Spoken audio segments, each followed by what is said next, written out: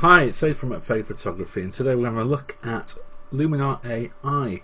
Now what I've done here is I've created what's called a template, which is the same as a recipe if you're a Capture One person, or a preset if you're a Lightroom person. It's basically a collection of settings which get applied to any photo. What I've done is a generic landscape. The difference with Luminar AI is it's supposed to be using a thing called artificial intelligence, hence the AI, that's what that stands for.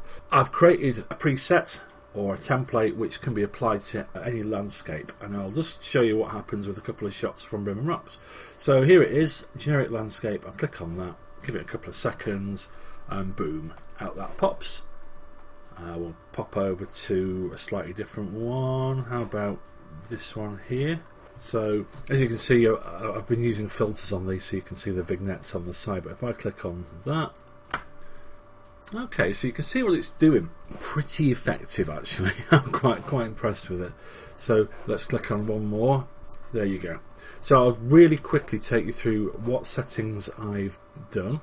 So if we go to edit, these are all the controls in Luminar. You start at the top, the essentials. Now I've left composition alone, I've left erase alone. In light, this is a bit like the basics in Lightroom.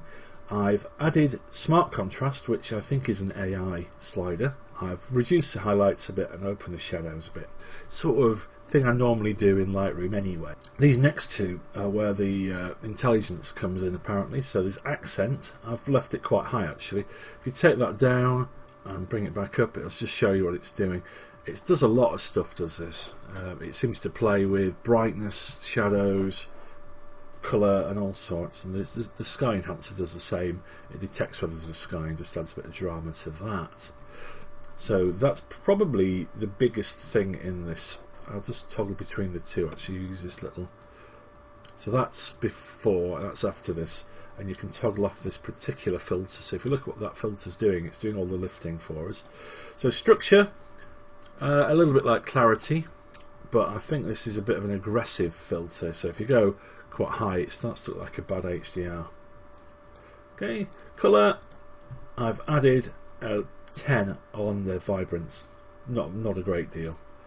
In fact, if you toggle it, you can't actually see a great difference. Sharpening, I think this uses AI in its sharpening, so it detects edges. If you look at areas of the sky, it doesn't really sharpen those, but it will sharpen the edges of these boulders. So let's just wait for that to render. So you see how nice and sharp they are. And lastly, on this panel, Vignette. I like a vignette. It's just something I do on landscapes. So I've just put that to taste, -47.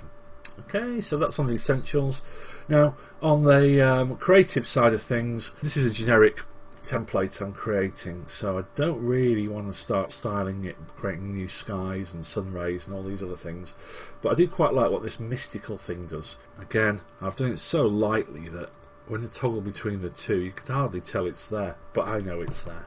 For a landscape, I'm not going to do anything with the portrait slide, but I'm going to pop into the Pro. It detects the lens, a bit like it does in Lightroom really, detects the lens, remove distortion, so you saw that, and chromatic aberrations, and also get rid of the fringing. And I've just added a little bit of contrast everywhere, because in the Pro section you can add contrast separately to the highlights, midtones and shadows. And then to save it, all you need to do is go down to these three little dots down here and click on save, and Bob's your uncle. When you want to apply it to another photo, so let's go to another photo, templates, and you can go to my collection. If you go to the magic wand one here, it shows you all the suggested ones, and some of these are quite cool. I mean, you can maybe go for a super warm one like that, but they'll tend to be fairly stylized, and it's making it blue and all that kind of thing. So if you click on the star, you can go to your generic landscape edit, because I've just edited that one, and that's what that one would do. Obviously you'd have to go in and, you know, it's caught some flare on the filters and things like that. You'd go and clean that up, probably in Photoshop if I was being totally honest. Because it's using some form of AI to do this, let's try it on this one where there's not so much warmth going on. So when you import a batch of photos, what you could do is set this template on a lot of them, just as start points really, and then crack on. So there you go. I'm going to do one of those for portraits as well probably.